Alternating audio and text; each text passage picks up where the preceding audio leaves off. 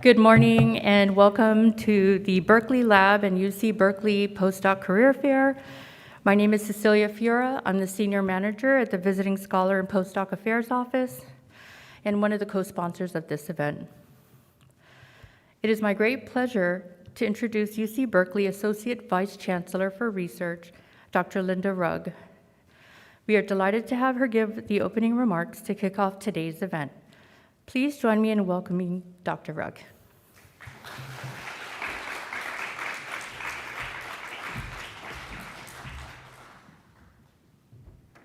have to navigate this whole thing here. One more time. Sorry about that. That's okay. I came up the wrong stairway. Good morning, everybody. It's good to see you this morning. I hope you've been having a good and productive time meeting each other at this special event. I wanted to thank you all for joining us today. And from our postdocs and visiting researchers to our sponsors, we extend our warmest welcome to the third and final day. So this is your last chance to get to know each other of the Lawrence Berkeley National Lab and UC Berkeley Postdoc Career Fair. And this is a great partnership for us, so we're really happy that this could be worked out. On behalf of the Vice Chancellor for Research, Dr. Yellick, and myself, and I wanted to just say that she's on vacation, and if she were not on vacation, she would definitely be here because she's been a longtime member of the Lawrence Berkeley National Lab and UC Berkeley, so she comes from your communities. On behalf of Kathy and myself, I want to thank and acknowledge all of you who made this event a great success.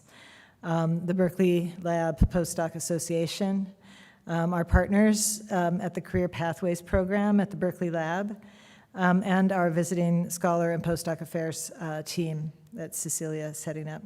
I wanted to thank all of you for your efforts in making this event happen. Today we're here, as you know, to create connections for all of you between yourselves, postdocs and visiting researchers, and also with all of you and prospective employers who are seeking the best and brightest talent that Berkeley and the lab has to offer. And they're going to be over there. We will first hear from a panel of guest speakers from across industries, and then we're going to welcome postdocs and researchers, all of you, to explore the exhibit booths. I think they're over that way, right? The exhibit booths, yeah. To explore the exhibit booths, to meet the representatives of industries and engage with the sponsors and their teams. After that, after you have a chance to tour the booths, then there's going to be a lunch break. And after that, there's going to be a speed networking segment, which should be a lot of fun. And we hope also that you will join us at 4 o'clock for the reception with continued networking and social engagement. So I'm going to be turning this over to Meg Rodriguez. She's the program manager for the Career Pathways program from the Lawrence Berkeley from the Lawrence Berkeley National Lab. And she is going to, in her turn, introduce the panel members. I wish you all a very productive and enjoyable time today, the last day of the fair.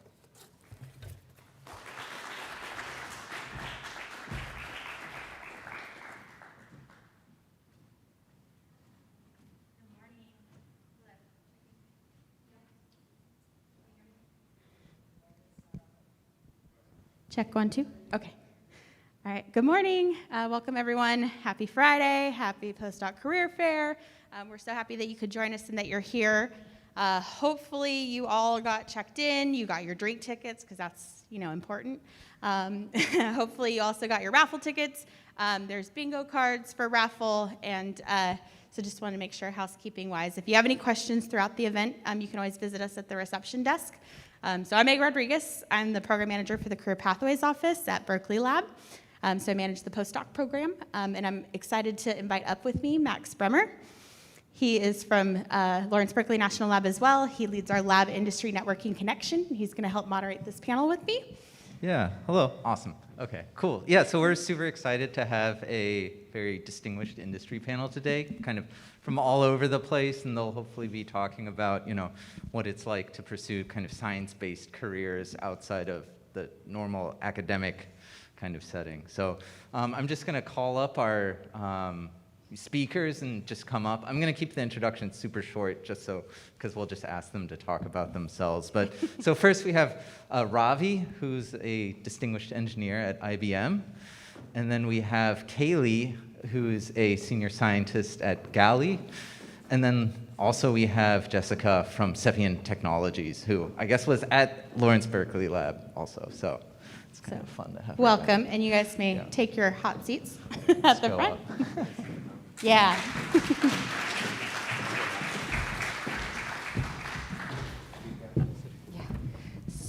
So the way this is going to work is we have some preset questions that we're going to ask the panel, and then we're going to open it up to you all, and so we'll bring you the mic. So we are streaming this, so if you can wait till the mic gets to you so you can ask the question so everyone can hear it. So yeah, go ahead.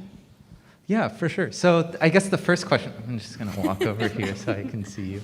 The first question that I had was, could you just tell us briefly, your name, what you do, and kind of how you got there? Just, 2 or 3 minutes. Sure. I suppose I'll start. So I'm Jessica Golden. I'm a director of R&D at Sepion Technologies. We are a battery materials company. We've been designing materials for lithium metal batteries for about 7 years now. We spun out of Berkeley National Lab, where our CEO, Pete Frischman, and his postdoctoral advisor, Brett Helms, at the Molecular Foundry were working on lithium-sulfur batteries, and they figured you could use some really interesting polymer materials to mitigate some problems that we were seeing in lithium-sulfur batteries at the time. And we kind of spun out at right after that as a platform materials company to use those same materials class, polymers of intrinsic microporosity, to mitigate sort of an array of different problems across different battery chemistries. And it was about 3 years ago that we down selected to lithium metal. The reason being that we felt we could have the largest impact on the shortest timeline in that kind of technology field. And it's been up from there. Yeah. Awesome. Kali? Hi, I'm Kali Brandt. I work for Galy, which is a cellular agriculture startup that's based near Boston. And the company is essentially aimed at taking plants completely out of the agricultural equation. So we use de-differentiated cells, sort of like stem cells, to directly grow products. And we mainly focus right now on cotton. So we're working on taking cells from cotton plants and going straight to fiber. So we're taking the fact that you have to use a ton of land space, water, pesticides, greenhouse gas emissions, trying to remove as much of those from the equation as possible. And we're pretty new, but we're making strides, and it's very exciting. Very cool. And then Ravi. Yeah, hi, my name is Ravi. I graduated from Berkeley, so it's always like coming back to where I started. I've been in IBM systems making actually processors, microprocessors for our high-end enterprise systems. So currently I work at IBM Research from Yorktown Heights, but most of the facility is in Albany, New York, where we have the cutting-edge next-generation devices that we are making. And it's especially interesting times because just a few days back, the Senate passed the CHIPS Act, which is going to infuse a lot of money into semiconductor research and development for US leadership, which has been the main thing that the focus of this particular legislation is. So I'm excited to be here, and we'll kick it off. Yeah, thanks. All right, thank you so much. So we're really excited to get to know you all more and more about your organizations. So the first question, kind of the elephant in the room, if you will. A lot of postdocs debate the pros and cons of remaining in a more academic setting. So as PhDs who are now in industry, what were the factors that led you towards this career path? And so we can just, whoever wants to go first, but we'll ask you to be the same. So I'll go first. So, my PhD work took a total of 7 years, partly because of the lovely weather here in Berkeley. So at that time, I came to the country thinking I would go into faculty, which was, my advisor was very direct and said, look, you probably need a couple of more years of good postdoc. And then by then I was adding up the whole thing. It was going to take a lot more time. Then I said, okay, I'll make a pivot, change to industry, because at that time, They were looking for, just like how the situation right now is, for looking for a lot of people in the semiconductor industry. And so I thought, make a change, and that worked out. It's the way it worked out. So it's always a question that you have to internalize and see how it leads you. Yeah. I had similar conflictions. I wanted to be a member of faculty, but I also wanted to have a lot of impact more quickly. And I think it was time that made me choose to go to industry. And it's not that you can't do great research in academia. It's just that the teams that you can build around your research allow you to have sort of spread your influence much more effectively. So as a really great researcher, you can hire a good team to work with you and have experts on different parts of the problem working to solve that problem with you. So I did a stint actually trying to figure out which path I really wanted to do at Medtronic Diabetes in LA. And I worked for the research group there, and I figured I really like this, but there's a lot of red tape in a big company. And so my choice was really between going to academia or to go to a startup. And I explored both. I actually interviewed at Berkeley Lab, at Livermore Lab, and at Sepion. And Sepion was just the right fit for me. So. I tend to be in the minority in this one. I always knew I wanted to be in industry. I started in industry after I got my bachelor's degree. I got a job in an ag biotech company and just loved it. Fell in love with the company, with the way it worked, with the job, everything. But then I decided I wanted to become, someone who could actually make decisions about where the science was going to go. So I wanted to go back to school. So then I went and got my PhD in a public wheat breeding program. So it was public industry. And then just because I was doing some really awesome work with CRISPR, I decided to stay on as a postdoc. So then I was in academia, and I actually developed and taught a class. So I've done all of the things, but I always knew I wanted to go back to industry. And for me, it was really a matter of knowing what sort of situation I thrive in. I don't do well without hard deadlines and accountability. I just kind of slack off. And industry is very much like you have a deadline and they will know if you don't reach it. And I actually really like that fast-paced sort of lifestyle. And I just always knew industry was for me, I guess. Yeah, thanks for reminding me of those deadlines that I have sneaking up on me as well. I think that the next question too is, everybody here is a postdoc. So I think one of the big questions that I would think of is, how is kind of doing technical work different from doing a postdoc or, being in a PhD program? So could you just kind of like describe kind of the sciencey aspects, what's different, what stands out to you, what do you not like? That kind of thing. At our company, I think a lot of the people that come fresh from academia, which is most of our scientists, sort of have the mentality that they have to solve every part of the problem themselves. And so the big change in thinking in working in an industry environment is that you should understand the expertise of your coworkers really well, and then be able to rely on them and to trust their research and to delegate to them. And so build teams around your project ideas, get buy-in, collaborate, and you don't have to solve everything yourself. The other nice thing is we have a bit more spending money and a bit more flexibility than being purely grant funded. So if there's something that's like a really interesting idea and one of my team members can sort of sell me on the idea, it doesn't have to be a long selling, they can just come and talk to me about it. I'll usually just say, yeah, go buy that. So that's pretty nice. Yeah, I think that's very true. And also, I would say one thing, a lot of people coming straight from academia into industry have a tendency to do is kind of try to do the absolute best science to get the answer to that one question, which kind of goes into what you were saying, that sometimes you're tasked with, get this done, it's not actually in your area of expertise, and you have until this day to do it. And you have to be really flexible and work with what you have to get the best answer you can. And I think postdocs in academia have a tendency to be, here's a project, you have a long time to answer it as thoroughly as possible and make sure that you've looked at it from every angle. But industries is more like, you're going to do this week, and next week you're going to do that, and it's completely different, and you have to get it done. Yeah, also you have to be willing to let your projects die. Yeah. Sometimes in industry, Yes. you find out that the thing's not gonna work as you thought it would, and it doesn't matter how it works after that. You just have to say, okay, I have to find a new project.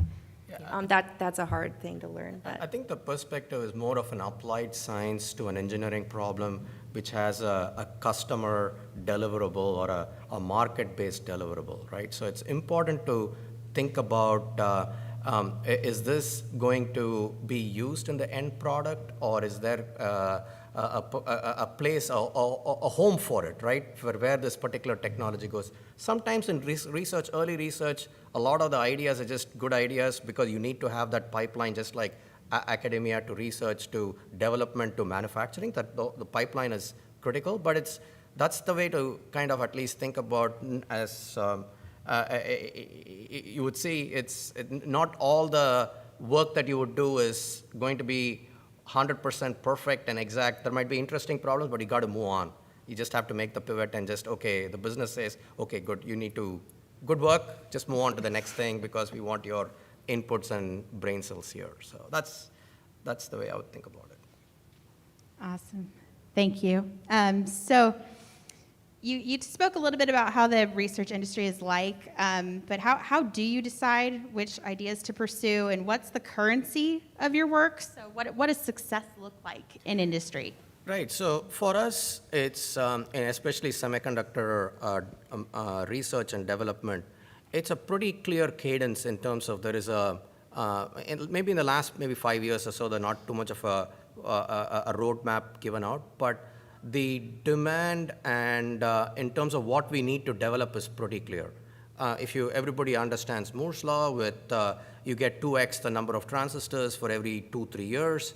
And so you got to do finer and finer dimensions so you know where you're headed, and you got to figure out what is the right material choices, how do you innovate in order to get there. That's the most interesting part, is every couple of years the problem set becomes harder and you keep innovating. So the currency is typically in terms of not necessarily how many publications you would do, because typically what happens is a lot of times if something is getting used in product, they never get published. Mm-hmm. It's absolute secret, just kept inside. Sometimes they don't want to teach anybody at all. So for us, the main currency is patents, because that gets you licensing or preventing other people from copying.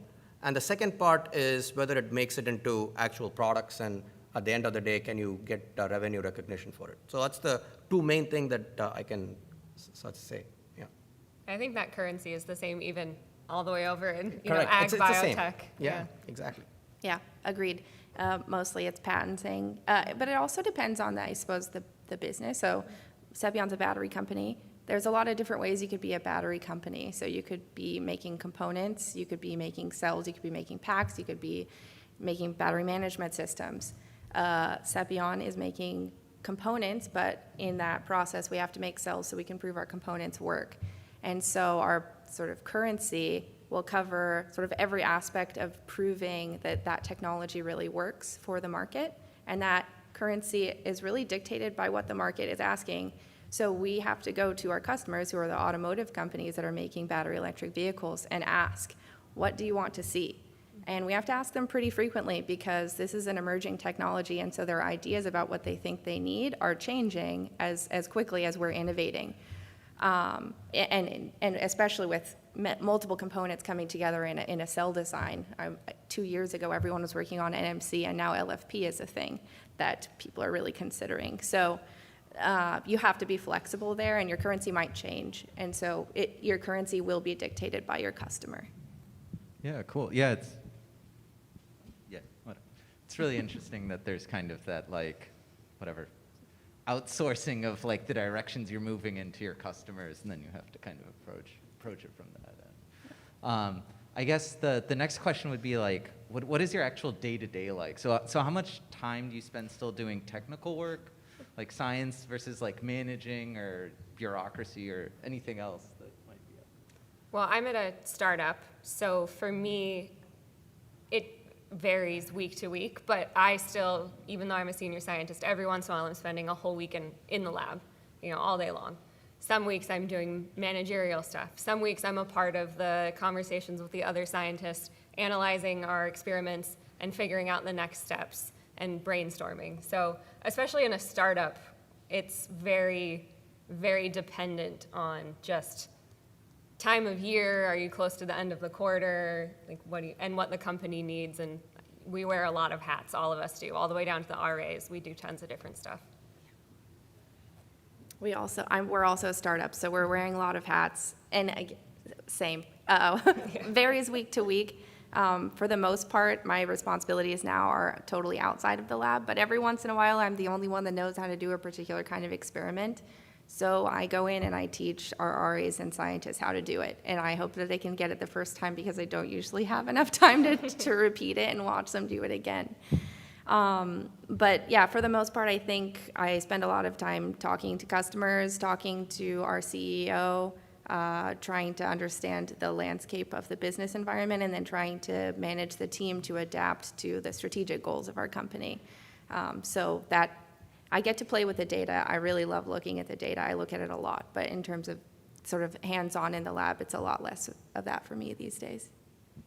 Yeah, so for me, last maybe a couple of years, I haven't really done hands-on experimentation, but mostly my work is to work with engineers. I don't manage any people. In IBM, we have a very different tracks where you can have a pure technical, scientific-based track, and there is a management where you're responsible for people management. So I didn't, it's a very solemn responsibility. I wasn't sure I could do that. I could stick to my core strength, which is technical insight. So a lot of times what I do day to day is work with most of the engineering team, and it's looking at all the experiments or planning for what capability we would need 2 years from now or 3 years from now, kind of a situation where you need to do a little bit of planning and thinking. So that's a lot of my job right now, and I do a lot of working with young, fresh engineers, people like you, like in a sense, just finishing up PhDs or postdocs, coming in, giving them direction in terms of where to aim, where to focus, because a lot of times there's so many interesting problems, but what is useful for the business is always the underlying emphasis, right? So that's a lot of what I do mostly, yeah. Yeah. Okay, thank you to the panel. And Ravi, I feel like you gave a good segue for this question. So what setbacks have you or any of your mentees experienced in your career, and do you have any tips for overcoming them? Yeah, so in terms of setback, I'll give you a very interesting thing that could happen in a business, in an industry. I was working, time frame 2015, I always was a hands-on engineering person, so we had our own semiconductor facility, and then the business, the corporation, decides to divest. And divest is like giving away the place where you worked, and you think about it, it's like, okay, you worked 15 years, 20 years doing something, and suddenly the company says, oops, the business is getting too costly, we don't want to maintain any of these things, too much of cash investment, we're going to just get rid of it. So what you have to think about is, it puts you in enormous amount of reflection mode in terms of, oops, so what has happened to me now? What do I do? How do I retrain yourself? And usually what happens is a lot of new opportunities kind of kick in, and 5 years have gone by, and suddenly there is a semiconductor crisis, and suddenly semiconductor industry is red hot. So everybody wants, can I license it from you, kind of a situation. So sometimes there are rough times because business will make business decisions because of what it is.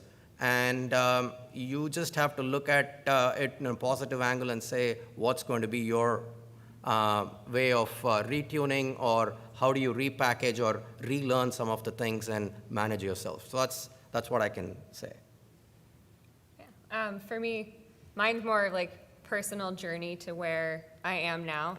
I didn't always know I wanted to do plant science or anything like that. I graduated and wanted to go to grad school and applied in evolutionary ecology and got into nowhere. And instead of saying like, well, that means I'm a crappy scientist, I just said, okay, that means that's not the path.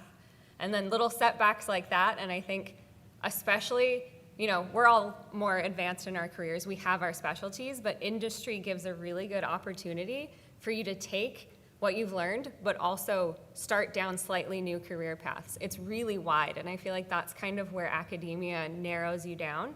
You really could only get a job in academia doing what you do now, but industry, you could do anything. So I got to go to Galy and work on a crop that I've never worked on before, but now I'm also learning how to be a manager and doing business side of things, so I can now translate what I've learned here into a whole bunch of different things. And I think that having those open opportunities and going with them and just following a path that feels good is actually, I think, the best advice I ever got, and it's worked out really well for me. Yeah. I've been really fortunate to have great mentors and advisors who have helped me steer me on a clear path. And I've also been very proactive about saying what I wanted. So I think my first meeting with my PI in grad school, I told him that I wanted to graduate in 4 years with at least 5 papers and 5 patents. And I graduated in 4.5 years with 5 papers and like 3 patents, which was pretty good. So, but he made sure that I like had the opportunities to reach at least near to what my goals were. And then that set me up really well when I was looking for positions elsewhere. I think we had a big setback at Sepion, which could have impacted me quite negatively, but ended up being really nice. I was hired to work on aqueous materials development as we were a subcontractor on a big Department of Energy grant. And the prime contractor had been also exploring different kinds of batteries, and partway through the grant realized they did not want to do this kind anymore. So they divested from that part of their business, and that meant that we very suddenly lost funding for the position that I was hired exclusively to work for. So all of the research that I had done for materials for aqueous batteries was not going to be useful for lithium-ion and lithium metal batteries, because those are organic electrolytes, and polymers that work in organic don't really work in aqueous. You can't really switch them back and forth. So I had to figure out just materials design for a completely different platform. But it let me flex my materials design skills, and it brought me into a part of the company where I had a much bigger team to work with, and it ended up actually Sepion sort of de-siloed at that point, and we had much more collaboration across groups, and so it was better for me and better for our company, although it was scary at first. Cool. Yeah, that's really interesting. I was especially thinking about Kaylee's comment about kind of the transition. Oh. Use your mic. I think is it Oh, on? sorry. Oh, all right. I wasn't sure if it was on. Anyway, I was thinking about kind of Kaylee's comment about this transition out of PhD into from the postdoc into industry. And so, I mean, everybody here is a postdoc and kind of interested. What are kind of the tips you need to stand out doing that transition? What are kind of the pitfalls you see when postdocs come into your company? So maybe you can start with that. I would say probably a pitfall is treating an interview for industry as if it was an interview for academia, being really focused on, how long it will take, and, I need 3 years to do this project, as opposed to saying, I'm adaptable, I can work quickly with deadlines, I have a bunch of different skills. We really don't want someone who's amazing at one thing and can do that one thing all the time. We want someone who we can tell likes a challenge, likes to learn new things, and is willing to adapt their work to what is needed, as opposed to what we're used to, which is how do you do the absolute best science for the entire project? Just show that you know what industry is, and you're ready to be confronted with that, I think, is a big thing. Yeah, I think what Kali put it very nicely, because I can give you a very good example. So when I graduated, there was certain materials which didn't exist in the industry. So now, 20 years down, it's completely obsolete. So it happened in the in-between time when you're coming out of your postdoc or a doctoral program, it didn't exist. And 5 years, 20 years from now, it will be obsolete. So you will go through these transitions. So I think the most important thing is to be kind of nimble and going for the full exact science is interesting, but at the end of the day, there has to be an application for it or a use case for it where a company or an enterprise can monetize and make money. So, because it has to be thought of it as a business. So it's a slightly different mindset that you need to come in with. And there are going to be a variety of opportunities. Just like, as I said, when I was graduating, I didn't even anticipate that I would work on something which now is completely obsolete. So it will happen in the sense you will always work on very interesting problems, but you have to be nimble. I think that's the main thing. That's a good word, nimble. Yeah. When I'm interviewing, I think the main thing that I look for, especially with someone coming out of academia, is that they are have a really good mentality towards working with other people, and that when they talk about their research, they're able to talk about how they worked with other people. If I hear that they worked sort of head down by themselves in the lab, doing every aspect of the work by themselves, that to my mind says, oh, this person's not going to maybe want to work with a team. They might be afraid to engage with others, and their projects are going to drag out too long. You get things done more efficiently when you're able to work well with others. So that's the main thing that I actually look for in an interview. Wonderful, thank you. Yep. So the NSF stated in 2020 that 73% of all R&D took place in industry. What do you think this means for science and people doing research in industry? I think it's the best time to come to industry to do research work. I'll give you a very interesting example. We have down in Albany an extreme UV lithography, which is very similar to the advanced light source. It's a 13-point-something nanometer wavelength, and it's used for patterning. The cost of the particular tool is, if you want to go buy it in the market, $200 to $400 million. Intel has one, we have one in Albany. So think about the amount of money and investment or for research and development in certain areas. If it's cash hungry, if it's going to pull a lot of cash, typically in academia or other places may not have such deep pockets to go do what it takes to deliver something, right? So therefore, I would think in terms of especially with the current demands that's coming up in making, so to say, or bringing back manufacturing or bringing back hard technology back to United States, it's a great time to be in industry because industry will have the money to invest and to start to further the science and engineering. So I think that's an important consideration that you should think about. Yeah, I agree there. And I think you've heard us all say many times that there has to be a business case for the research projects that you do in industry. That's mostly true, but it'll vary from company to company. And so in my group, I tell people I want 80% of your ideas to be exploitative research, so taking things you know and trying to make them better, and 20% exploratory, like give me your wildest ideas. I don't care if you think it's going to work, because those are the ones that are going to bring us really the breakthroughs in our understanding. And so even within a group, those sort of boundaries can change, and within different industries or different companies, they can change.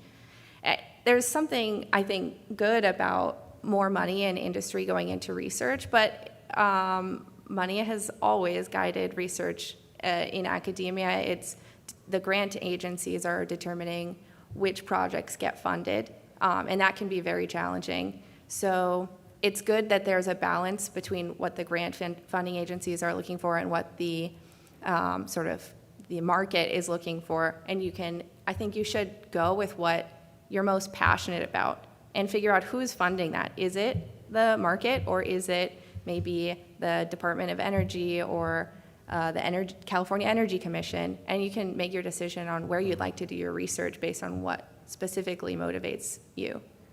Yeah, that's a great point. Yeah, if you're motivated by kind of the fundamental research questions that don't have a direct application, industry maybe isn't the way to go. But if you are okay with doing discovery, brand new things, emerging tech, or anything like that, industry can definitely satisfy that as well. Yeah. Cool. Yeah, I think we'll just kind of keep on down on this like emerging trends kind of thing. So it seems like both Sepion and Galy are very like sustainability focused. So I'm kind of wondering, what are the like emerging trends that you see in terms of like what people are looking for? Other questions would be like, maybe how work gets done changed? And then also lastly, do you see like economic headwinds with like the Fed raising interest rates and all of that stuff? So just kind of broad, any other big trends that That's a lot of you kind of questions. see? Yeah. I think I could talk about that for an hour. Yeah, I guess the thing I've noticed a lot is a lot of startups, especially in the ag part of the ag space, where it's really now becoming more about not just making adjustments to the current system. There's a lot of companies now trying to completely alter the system. For example, like cultured meat. That is just a massive shift. You're not just trying to change the cows or change how they're fed or something like that. You're actually just trying to completely alter the way we've thought about it before. And I think that's what I'm seeing in the ag space a lot, is just people with crazy ideas that might work now that we have these technologies and capabilities to just completely shift how we've ever thought about agriculture and growing things before. Yeah, and with emerging technologies, I think there's an incentive for businesses to vertically integrate more than they have traditionally in the United States.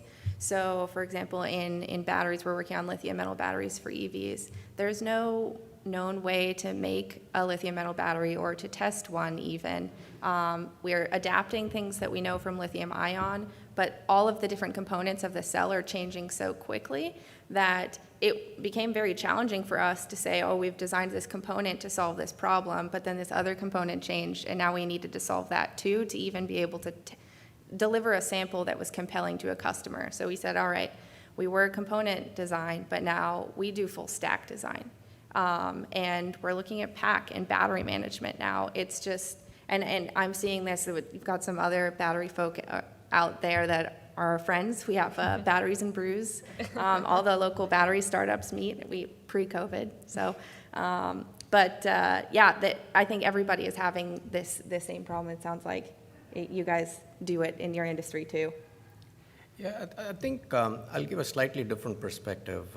With the Russia takeover of Ukraine, there's a lot of geopolitical issues that's popping up where there's not much of a manufacturing base in the United States. And especially in advanced semiconductor chips, a lot of it gets manufactured in TSMC, it's Taiwan. And so you can imagine what the situation could be if Taiwan gets gobbled up or gets into a war situation. Then just the companies like Apple, NVIDIA, AMD, multiple companies here in the Bay Area, market cap close to maybe $3-4 trillion. That could be at stake. So the whole economy could roil. So the government is thinking about bringing back manufacturing. So Intel's trying to build up new fabs.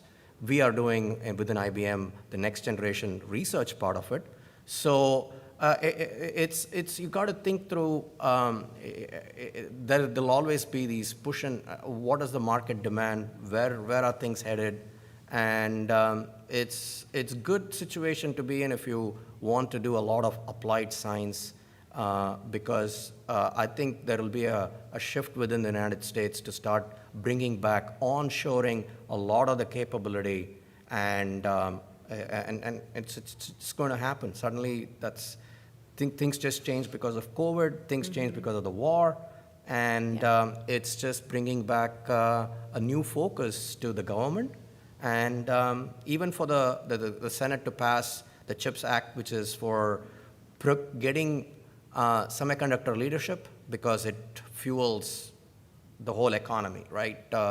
Currently, the semiconductor market cap, overall business is close to $600 billion, and it's slated to grow to $1 trillion by 2030 in that early 30 timeframe. So that means there is going to be a lot of focus, and it's the best time to be doing applied science and engineering, whether it is industry or academia. So Yeah, there's been a lot of government investment in batteries too. There was a bipartisan battery infrastructure and manufacturing bill that passed where the minimum grants they were providing were $50 million for pilot and $100 million for manufacturing. That came out this year. There's another DOE grant for more early stage innovation that came out at the same time.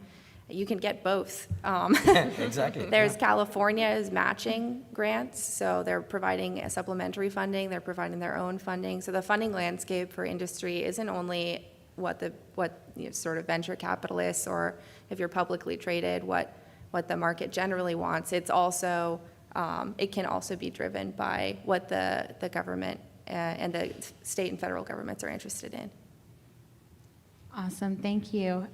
So we've been dealing with the COVID pandemic for over 2 years, and we've all had to adapt the way that we work. How has that changed the way that you all work? You know, what changes are here to stay, and what does the future of work look like for you all? Right. So at least within IBM, we've always had quite a flexible work-life balance, and we have teams across multiple different places. So we have design teams in Austin and different testing in parts of Canada or in Burlington, and most of the work which was around in Poughkeepsie and in New York. So we were always in diverse different places, and therefore when COVID happened, it was just a seamless transition to, okay, you're not going into work, but you're pretty much taking all the work-related stuff from home. So it was a seamless just managing within the family was kind of a little bit of a challenge, but I would say the work-wise, I think things went clockwork, and we have manufacturing of our advanced computer chips in Samsung. So Samsung worked continuously, so nothing dropped, and therefore there was no delays, and we were able to bring out our systems at the same exact time that we had planned for. So COVID actually opened up that, okay, people can now do flexible. So now it's a reverse problem of, okay, maybe things are, you have to live with COVID kind of a situation, and trying to entice people into the workplace seems to be more of a challenge. And that's what people are, at least companies are dealing with. But we've always been in this remote or accommodating remote employees mode. And we didn't even drop a beat during COVID, so. Yeah, I think for what I've noticed, COVID forced the infrastructure ability to have people work from home, where before there were a lot of companies that were just like, that's not an option. Right. It wasn't even a part of their system, and now I think everyone has allowed that that's an option. And so partly that, where you can be a little bit more flexible, and then also I've noticed a nice kind of shift in attitude of, if you're sick, don't come into work.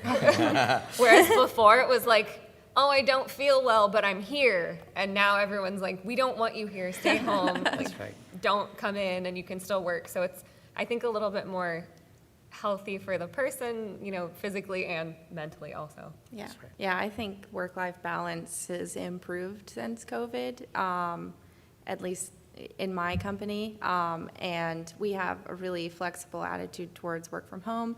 Our computational chemist lives in Texas, and I meet with him a couple times a week online, and he does great work. Sometimes he's on the computer remotely, and then I'll be on it locally so I can point the arrows at something that I was asking him about. So yeah, it works. I think just having that flexibility, and for me personally, I prefer to read and write at home in my home office. So that's where I do most of that work, and then I go in when I want to be more collaborative and see my team and have those like really exciting, fun discussions across the office where we're like, hey, did you see that data? What do you think that means? So yeah, the flexibility, I think it's made our team as tight as it ever was. So. Cool. All right, well, so this will be, I guess, the last question that the moderators do, and then we'll hand over the microphone. I guess the last question that I would have is, like, what advice do you have for postdocs here, either today, just for like the career fair, or just in general, like, how do you have a successful career? Just any words of wisdom? Yeah, I guess don't be discouraged, but also, I guess we're all STEM, right, scientists? An N of 1 is not significant. So if you get a horrible feedback or rejection, or you're just like, there's an awful experience, don't take it as like, that's me, it's my fault, I shouldn't do this. Keep pursuing it. If something isn't working out and you've been trying for a really long time, be okay with trying something slightly different and going slightly outside of your comfort zone, because you'll get it eventually. There is something out there for you. And just try to really tailor any interview, any application, any cover letter very specifically to what the job ad says, and look up the company. Show that you care and direct what you're saying in your interview to what they say they want and what their company goals are. Because we notice that in an interview, is if you've paid attention and if you're in line with what we're trying to do as a company. Yeah, I try to hire people that I know will be motivated by the things that our company is driven by our mission. So we want to mitigate climate change, and we like doing science. So I need to see that in the person that I'm interviewing. So know what motivates you, and try to apply. I think be pretty flexible with where you apply, and be willing to be interviewing the company that you're interviewing at. It should be a two-way street. You should try to get a feel for whether you would be happy with that research, whether you would be happy in that culture. And if you would be, like, you'll feel that connection, that click. Mm-hmm. If you don't, then it might not be the right company for you, and so it might feel like your career is harder if you start there. Yeah, I would just try to like know yourself and what you really want pretty well. So what I would suggest is to be as flexible as possible, because in industry, typically a particular problem set might be 2 years to 4 years, 5 years kind of a timeline before it gets transferred over either to development or research, and then you can move on to new things. So, and I think the most important thing is you have core specialty in a particular area. You can always, this is your best chance to actually pivot and learn or might do other things, because at the end of the day, it's the ability to think. And that was what my advisor told me. Hey, you have to learn how to do things, because coming from originally from India, we could solve things very well, but not really articulate how to do the formulation of the question. I think that's where the most important thing is. So it's your willingness to think, apply, be flexible, and you can still get to do interesting research-related problems like pretty much what you're doing right now, but more with a product focus or a industry application focus. That means you will at least, when you look at it, 3 years that you spent on something, you can be able to tell somebody, hey, look, I worked on this. This is what I was able to help the broader community with, or that's your contribution to science and technology. That's the way I would think about it, so that there is value or purpose to the whole thing, right? So it's important. Wonderful. So we're going to open it up to you all, the audience. So if you have a question, feel free to raise your hand. We'll bring you the mic, and then please ask the question into the mic so that folks can hear you. First question.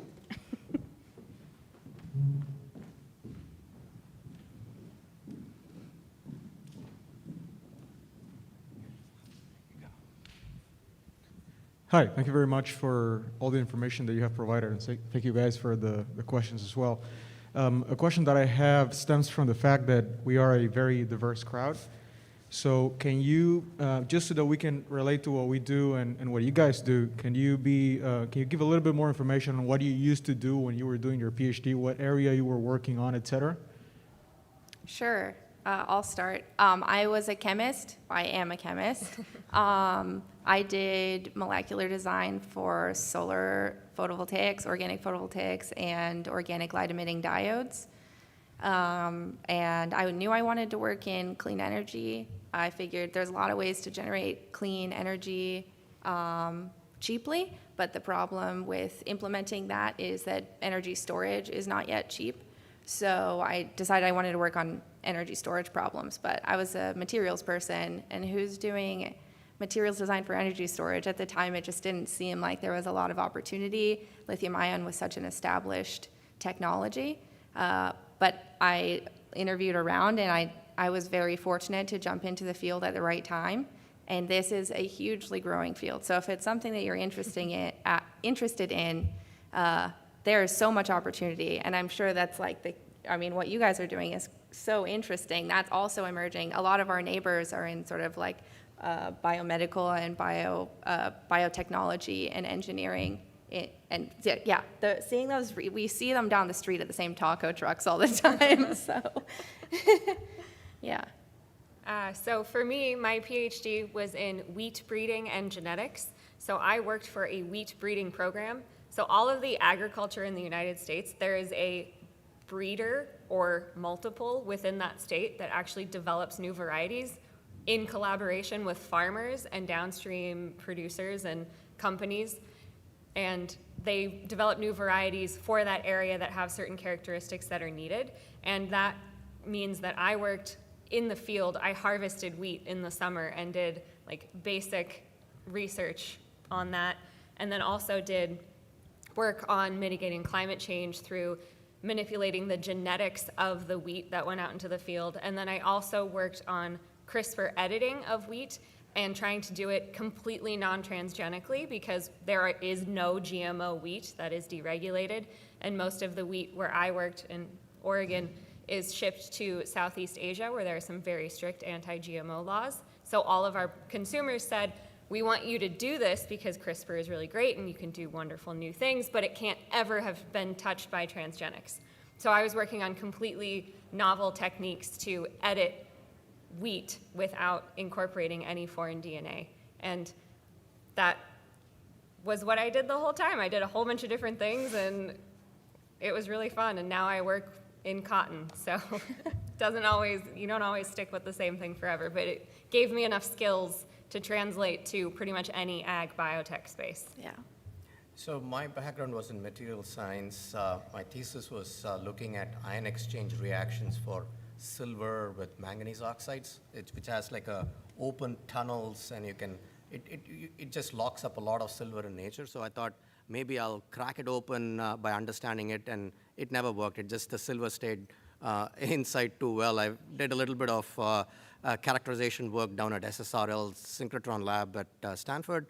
Then I said, this is not going anywhere. And as I said, my advisor had told me maybe a couple of more years of postdoc, because I want to originally teach. I'd invested too much in terms of 4 years of TA work here on Berkeley campus, and I had to do a pivot. So I switched into semiconductor. At that time, it was a research and development work in doing DRAM memory. So just like processors going every couple of years, you're going to the next node, things are changing. So there was a lot of demand for that. And 25 years later, since I'm still doing every multiple generations. So started with DRAM, moved into logic. So I'm now doing a lot more device and cutting-edge semiconductor stuff, and I had worked on completely different things in my PhD work. So the way I would bring it back home is, I think a lot of the underlying physics or the chemistry of material processing, that part doesn't change. So you can pretty much, whatever you've learned or you've done, you can apply very well, and there might be unique angles that you will bring in, which not too many of the folks just doing actual industry work really get to see. So it's like always a cross-pollination of ideas, and that's where the best research gets done, in terms of something that will push the boundary and maybe helps the company make the innovative product. That's what I would say. Yeah. They've both mentioned this, but transferable skills. Your guys' main transferable skill by virtue of being here today is your critical thinking. That is an incredibly valuable skill that not every discipline or degree really confers, but that's something that you have to be able to do really well as a PhD. And so when you go to the interview, consider what you've learned, but also, and what your skills are, but also consider how they might be like spread or grown over time. My cousin was in HR, she's a couple of generations older than me, but she's HR from back in the .com days, and she gave me the advice, which I think was extremely useful, and said that, like, this was also skewed for gender. Here she was giving me advice. I said, I didn't think I was really qualified for a specific role because it had a really big manufacturing component. I hadn't built that large of a facility before. And she was like, you know how to do the work. You are qualified. So if you have 4 out of 15 qualifications, figure out exactly how your other skills might bleed into those other qualifications, and then go to the interview thinking you can do the job. Don't go to the interview and say, I'm not sure I'm qualified to do that. I've had candidates come and tell me that they don't think they're qualified, and I'm on the other side of the table like, I don't believe you. I actually think you are. I've seen your resume and seen what you can do. Like, I want you to believe in yourself. Yeah. Cool. Any other questions?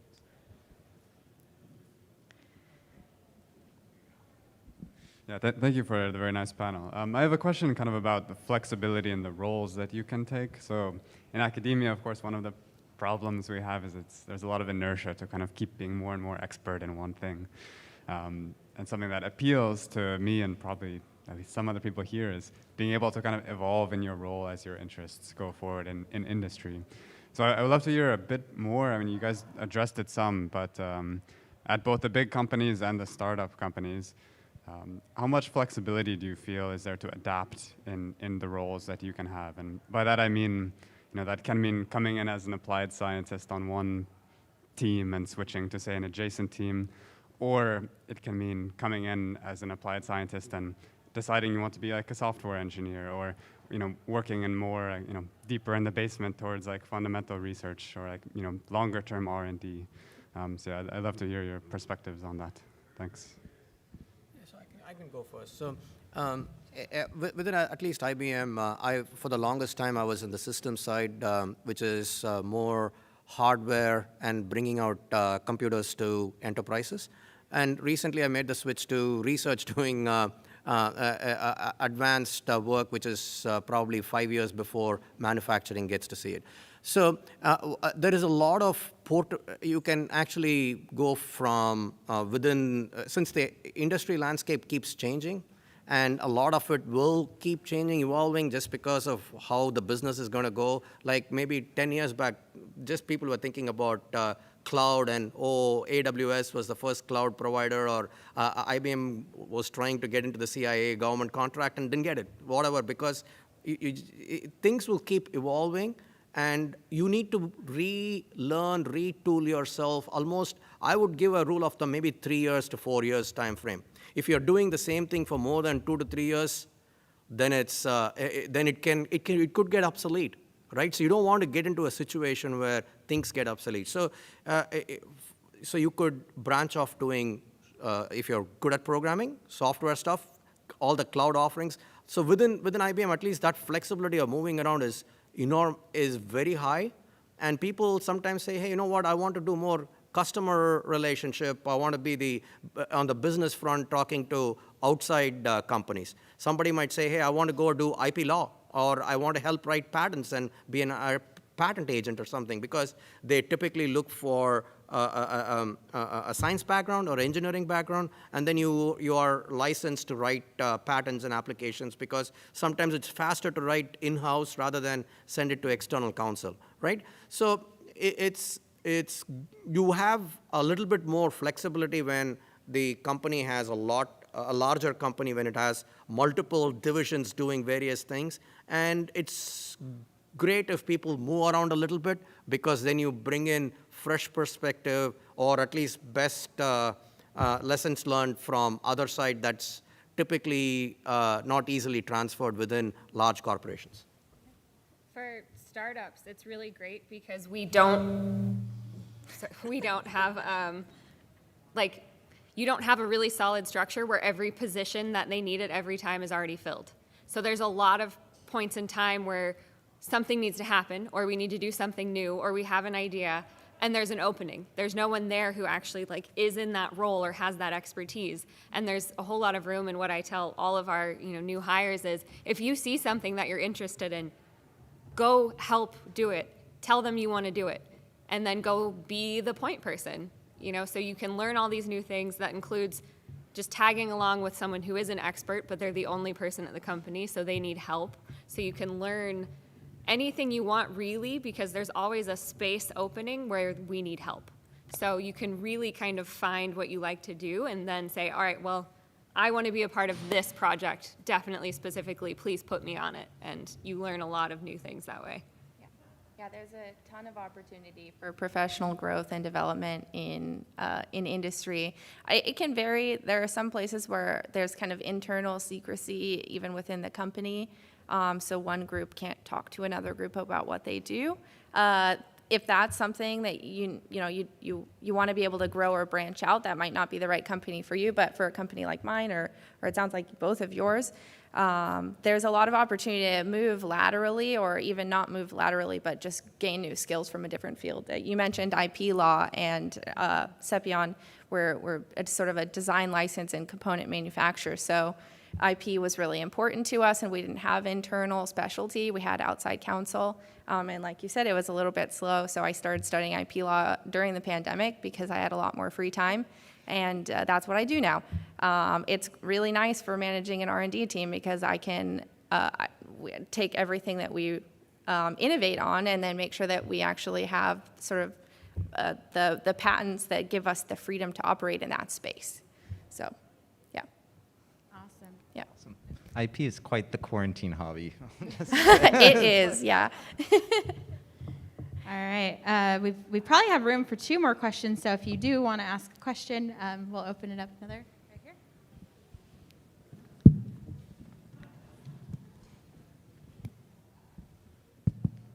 Thank you very much. It's very nice to be here. I was going to ask whether would you mind to share your experience for like your life transition between, because you used to be in academic life, like the rhythm every day, what you do.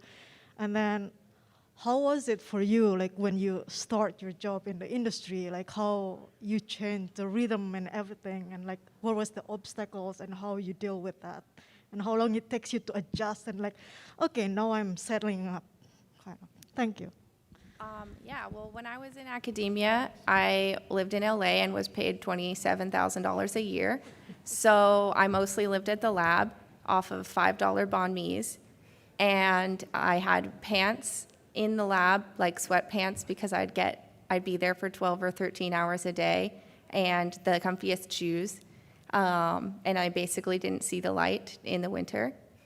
So I have much better work-life balance now, and I can afford to live in the Bay Area, which is a place that I really wanted to live. So that's really nice.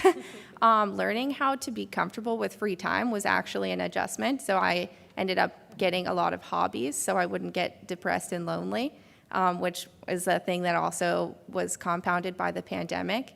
I started surfing, climbing, just finding other things to do. I do native gardening now. Interestingly, did a volunteer opportunity and met up with the other volunteers who all also had PhDs, which I was surprised by. There was one that was a biochemist, 2 biochemists, and an electrical engineer PhD. So I guess that was like a nerdy kind of volunteer thing. Finding something to do with your free time. My partner, I've been also training him he just finished residency and is now an attending physician, so where he's learning to be a DJ. So I'll go. I think work-life balance is key. So for me, I'm always the most finicky one with cooking, so I used to go down to Berkeley Bowl, get the right kind of thing, go to the right farmer's market. So at home, I have to do the most precise. It has to be just to conform to my standard. My wife she could eat anything.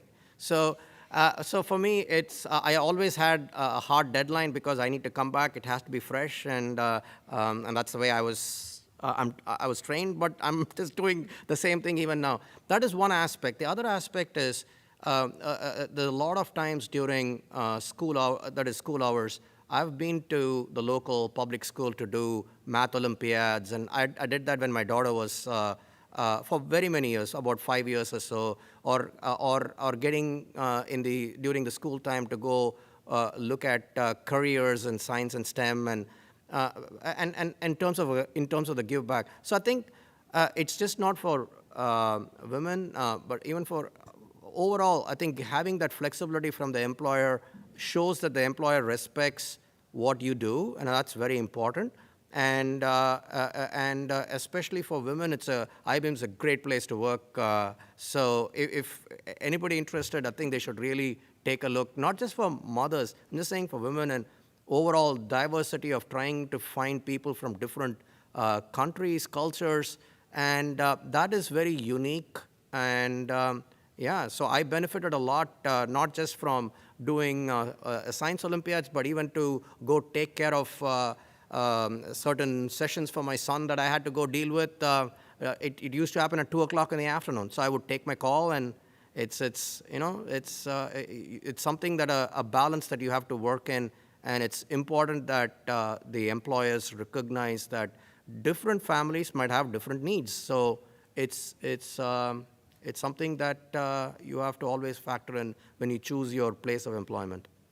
Yeah. I think I had a slightly different experience, but it's not because of Galy. It's because I went from, my last postdoc was at an R2 university where I was the only person working with plants, and I lived 8 minutes away from work, to I now commute an hour and 15 minutes each way to Galy, and the day is way more busy. So my mental exhaustion went way up, but as I said, I actually really like that. And Galy's been great, and it's been wonderful because I say, okay, I live so far away, I'm coming in earlier than what the standard time is for the company, so that I can leave early, so that I can get home and cook dinner and see, my family. And so that I feel like that work-life balance is very important, and definitely something to check out with the employers. But yeah, for me, I got busier and actually spent more time at work than I did before, but that's really just because I drive so far and didn't want to move. Thank you. So this will be the last question. So who would like to ask the last question? Janelle?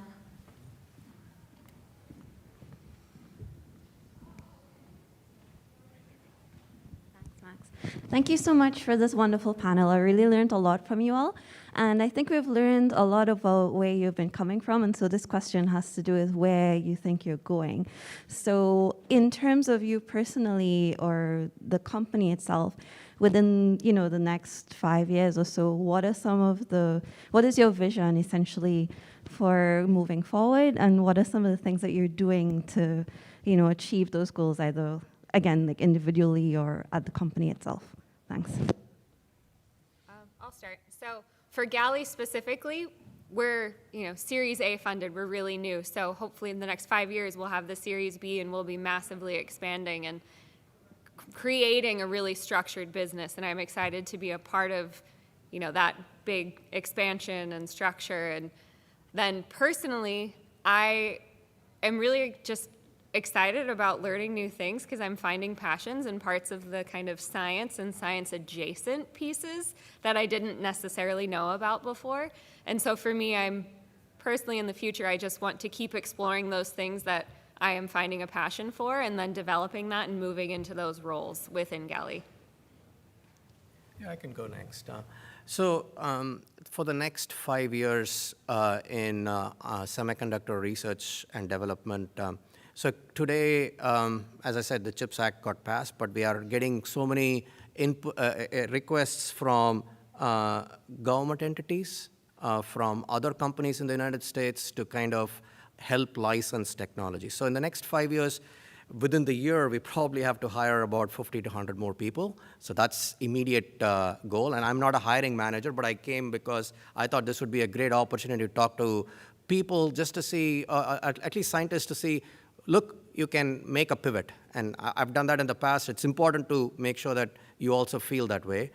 That is number one. The second thing is, the goal that at least I have is, or at least within our organization, is we want to, the advanced devices are pretty much consumed by very few companies like Apple or companies that have access to TSMC and Samsung. Very few companies have access to leading edge semiconductor devices. So we want to democratize that access, and we want to have a platform. So personally, I would be responsible for, in the next 3 years, coming up with, so to say, nanosheet-based devices and having, say, companies, startup companies, or other people who can use that platform to build semiconductor-based innovations, because it comes with a lower power and everything else. Personally, the place where I am in my career, my job mostly is to just make sure that we can deliver on what we need to, and I want to get to grow the next generation of engineers. That's what I'm personally motivated to doing, and because that's the important part of Give Back that I can think of. So it's with a business with a purpose to democratize access for all, at least in the US ecosystem.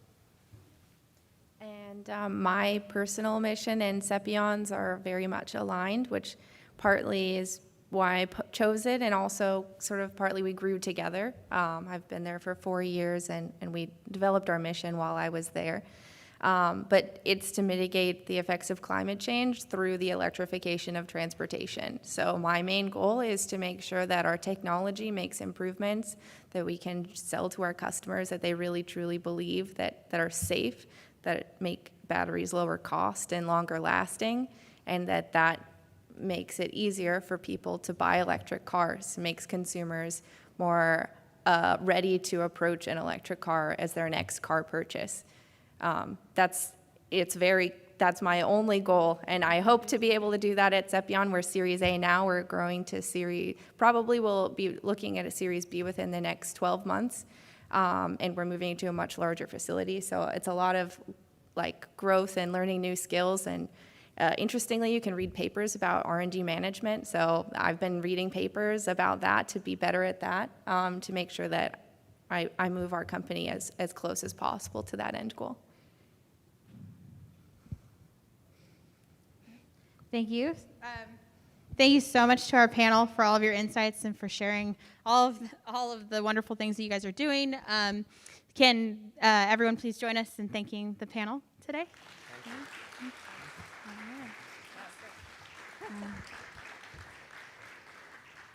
Awesome. So next we have the company booths. The exhibit booths are opening, so you guys can start networking and having conversations with the companies. And then we will be having lunch served at 12 o'clock, so we invite you to come back for lunch. We'll be doing raffles throughout the day, so we'll probably do the first one right before lunch. So make sure you hold on to your tags. We've got prizes, different things. And then 3 o'clock, we'll have our speed networking, and that'll be an opportunity for you to fill out your bingo card.